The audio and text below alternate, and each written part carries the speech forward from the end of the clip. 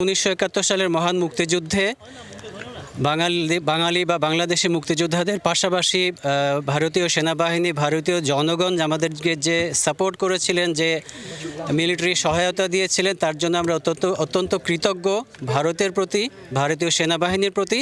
এবং যে বন্ধুত্ব রচিত হয়েছে সেই তখন থেকেই, আমরা নিশ্চিত এই বন্ধুত্বটা আজীবন চলবে, পৃথিবী যতদিন থাকবে।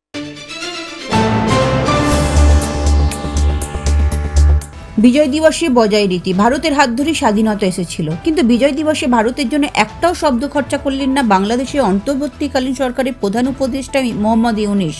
সোমবার ভারত ও বাংলাদেশের যৌথ বাহিনীর কাছে পাকিস্তানের 93,000 ফৌজির আত্মসমর্পণের ঘটনায় 53 বছর পূর্তিতে জাতির উদ্দেশ্যে যে ভাষণ দেন, তাতে সৌজন্যের খাতিরে ভারতের নামটুকু নেননি বাংলাদেশের অন্তর্বর্তীকালীন সরকারের প্রধান উপদেষ্টা।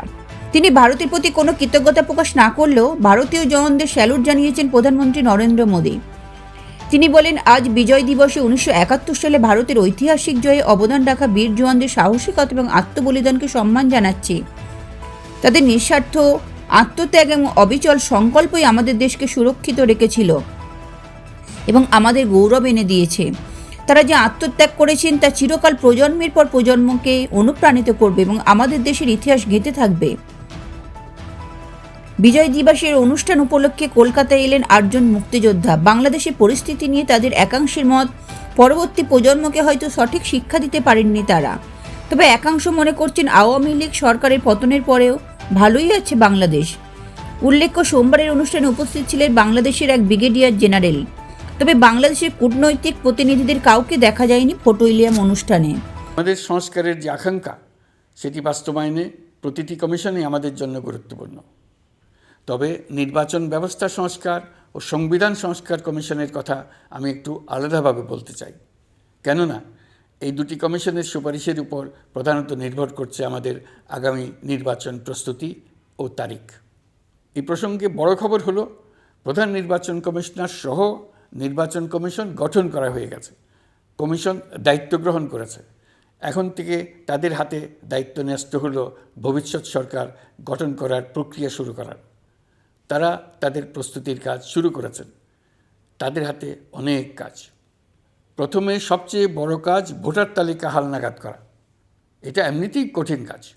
এখন কাজটা আরও কঠিন হলো এই জন্য যে গত 3টা নির্বাচনে ভোটারদের অংশগ্রহণ করার সুযোগ ছিল না। ভোটার তালিকা যাচাই করার সুযোগ হয়নি কারণ। গত 15 বছরে যারা ভোটার হওয়ার যোগ্য হয়েছে, তাদের সবার নাম ভোটার তালিকায় তোলা নিশ্চিত করতে হবে। এটা একটা বড় কাজ।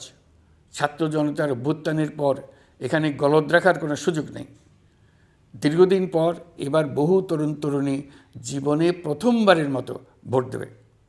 অতীতে তাদেরকে সে অধিকার এবং আনন্দ থেকে বঞ্চিত করা হয়েছে। তাই এবারের নির্বাচনে তাদের ভোটদান একটি স্মরণীয় ঘটনা হয়ে থাকবে। এই অভিজ্ঞতাকে মসৃণ করার সমস্ত আয়োজন করতে হবে। আমার একান্ত ইচ্ছা, এবারের নির্বাচনে প্রথমবারের তরুণ তরুণী ভোটাররা শতকরা 100 ভাগের কাছাকাছি সংখ্যায় ভোট দিয়ে একটি ঐতিহ্য সৃষ্টি করুক।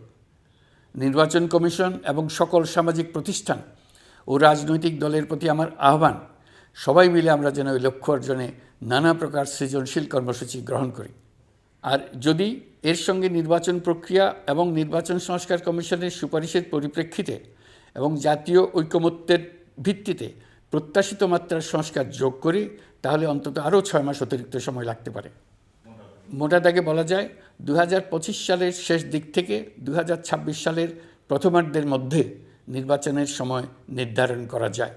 The brave hearts of Indian armed forces, not only for India, but the entire democratic world, this day marks the liberation of people from oppression. Eternal vigilance is the price of freedom. Our brothers and sisters in Bangladesh established, nobody can be kept under subjugation forever. Indian armed forces played a stellar role in the decisive victory in 1971. We are all encouraged by brave hearts of India.